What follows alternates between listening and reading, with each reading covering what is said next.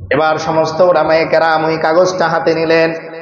কাগজ হাতে নিয়ে একজন করে করে দেখেন, আর একজন আরেকজনের চেহারার দিকে তাকিয়ে থাকেন। কাগজের মধ্যে কোনো কোরআনের আয়াত লেখা নাই, কোনো হাদিস লেখা নাই। কাগজের মধ্যে কি লেখা? আল্লামা শেখ সাদী রহমতুল্লাহি আলাইহি কাগজের মধ্যে লিখলেন, ওগো আল্লাহ, আপনার এক বান্দা আপনার আরেক বান্দার রাতের থাকার ব্যবস্থা করেছে, তার পশুটা আস্তা বলে রেখেছে। আপনার ওই বান্দার যা জরুরত আপনি তা পূরণ করে দেন। বালাগাল উলা বিকামালিহি কাশাফাত দুজা বিজামালিহি। এই দুই লাইন লেখার পরে শেখ সাদী রহমতুল্লাহি আলাইহির কলম আর চলে না, আর কোন লাইন মনে পড়ে না। পেরেশান হয়ে গেলেন, আহারে, দুনিয়া নিয়ে কত কবিতা লিখলাম, কত শত শত পৃষ্ঠা আমি শেখ সাদী লিখলাম, কিন্তু আমার আল্লাহর হাবিব সাল্লাল্লাহু আলাইহি ওয়াসাল্লামকে নিয়ে যখন কবিতা লেখা শুরু করলাম, দুই লাইনের পরে আমার কলম আর কাজ করে না, মাথায় আসে না। এবার শেখ সাদী রহমতুল্লাহি আলাইহি তন্দ্রায় নিমজ্জিত ঘুমিয়ে গেলেন, কলম খাতা হাতে। স্বপ্ন যুগে আল্লাহর হাবিব সাল্লাল্লাহু আলাইহি ওয়াসাল্লাম এসে শেখ সাদী রহমতুল্লাহি আলাইহির মাথার মধ্যে হাত বুলিয়ে দিলেন, ডাক দিলেন, শেখ সাদী, কি লিখতেছো আমাকে শোনাও। শেখ সাদী রহমতুল্লাহি আলাইহি ঘুমের মধ্যে এবার শোনান, বালাগাল উলা বিকামালিহি কাশাফাত দুজা বিজামালিহি। এবার আল্লাহর হাবিব সাল্লাল্লাহু আলাইহি ওয়াসাল্লাম বলেন, ও শেখ সাদী, কলম নাও, খাতা নাও, এরপর লেখো, সুনাত জামিউ খিসালিহি সাল্লু আলাইহি ওয়া আলিহি। বলেন না আল্লাহ। আল্লামা শেখ সাদী রহমতুল্লাহ আলাইহি, কি নাম? শেখ সাদী রহমতুল্লাহ আলাইহি। ওনাকে একটু সহজে পরিচয় করিয়ে দেয়া যাবে, সেটা হচ্ছে আমরা দুরূদ পড়ার পরে একটা শের পড়ি, বালাগাল উলা বিকামালিহি কাশাফাত দুজা বিজামালিহি হাসনাত জামিউ খিসালিহি সাল্লু আলাইহি ওয়া আলিহি। এই শেরের লেখক হচ্ছেন আল্লামা শেখ সাদী রহমতুল্লাহ আলাইহি। কত বড় আল্লাহর বুজুর্গ ছিলেন। ব্যক্তির নামটা যেহেতু বলেছি, পরিচয়টা একটু বলা দরকার না? উনি এই শের লিখতেছেন, মনে মনে ভাবলেন আল্লাহর হাবিবের শানে একটা শের লিখবো। দুনিয়ার নিয়ে কত শেরই তো আমি লিখলাম, একটা শের লিখবো কাকে নিয়ে? আল্লাহর হাবিবকে। অনেক দিন চিন্তা ভাবনা করার পরে তিনি এই দুইটা লাইন লিখলেন, বালাগাল উলা বিকামালিহি কাশাফাত দুজা বিজামালিহি।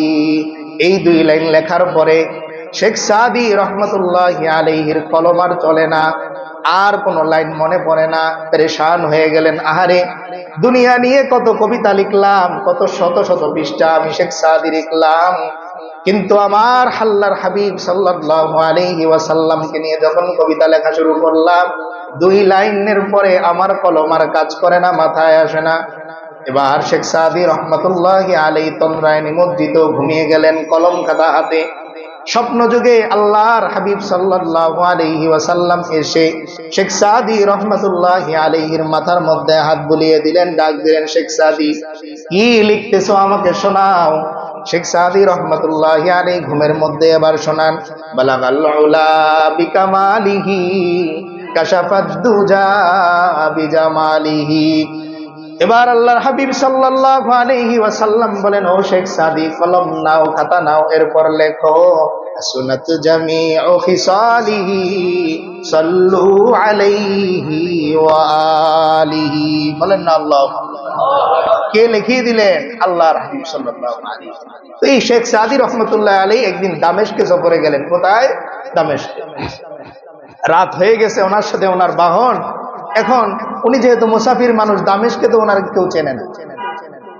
যেমন এই এলাকার প্রভাবশালী মানুষটা যখন অপরিচিত কোনো গ্রামে যায়, তখন বাচ্চারাও তাকে সালাম দেয় না, দুষ্টামি করে। কেন? তারা তাকে চেনে না। এই জন্য বলে, যে যাকে চেনে সে তাকে খোঁজে, যে যাকে চেনে সে তাকে খোঁজে।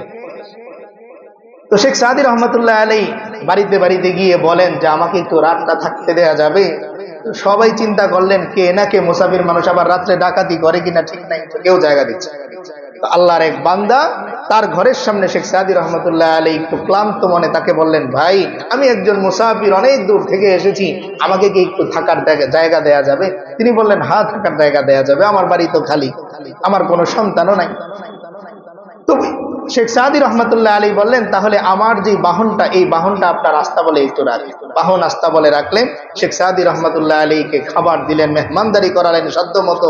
এবার তিনি বিশ্রামে যাবেন, এমন সময় ঘরের ওই মালিক তিনি দৌড়ে আসলেন, এসে বললেন, ওগো মুসাফির, আমি তো জানি মুসাফিরের দোয়া কবুল হয়, তো আমার স্ত্রী সন্তান সম্ভবা, তার ব্যথা উঠেছে কিন্তু সন্তান হচ্ছে না, ব্যথায় সে কাতরাচ্ছে, আপনি একটু আল্লাহর কাছে দোয়া করে দেন যেন আল্লাহ তাআলা তার এই জন্মদানটা সহজ করে দেন।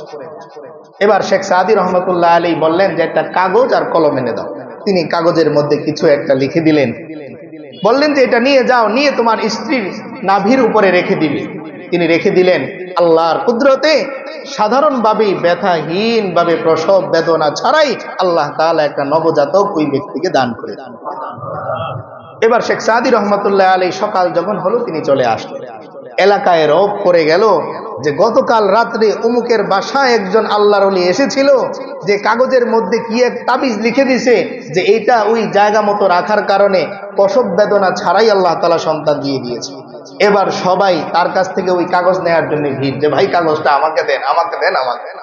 যেমন মনে করেন উদাহরণস্বরূপ, এখন যদি বাজারে এসে কেউ বলে যে আমার কাছে এমন একটা ঔষধ আছে যেই ঔষধ খেলে ডায়াবেটিস সঙ্গে সঙ্গে আজীবনের জন্য ভালো হয়ে যাবে, বলেন জমা রেখে দৌড় দিব না আমরা, যে আগে ওষুধটা নিয়ে আসি পরে জমা দেব। তো উলামায়ে কেরাম এলাকার যারা আছেন তারা টেনশনে পড়ে গেলেন যে আমরা এখনো পর্যন্ত এমন কোন আয়াত জানলাম না যে আয়াতের মাধ্যমে প্রসব বেদনা ছাড়াই সঙ্গে সঙ্গে কাজ করে।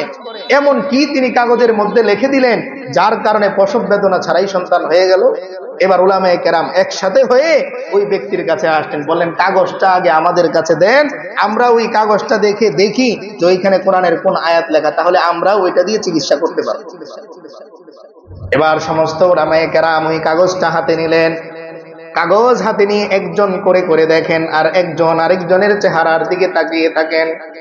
কাগজের মধ্যে কোনো কোরআনের আয়াত লেখা নাই, কোনো হাদিস লেখা নাই।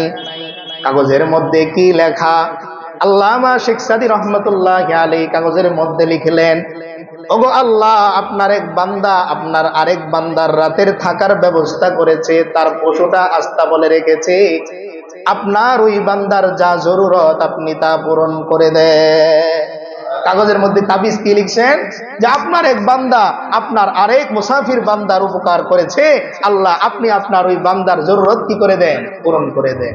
তাহলে সামান্য একটু রাত্রে থাকার আর খাওয়ার ব্যবস্থা করার উসিলায় বর্তমান সময়ের সিজারের প্রায় 1-1.5 লাখ টাকা খরচ থেকে আল্লাহ কি করে দিলেন? বাঁচিয়ে দিলেন। তো ওই আল্লাহ এখনো আছেন না নাই? শেখ সাদি নাই, ওই লোক নাই, কিন্তু মজার ব্যাপার হলো ওই আল্লাহ এখনো পর্যন্ত আছেন।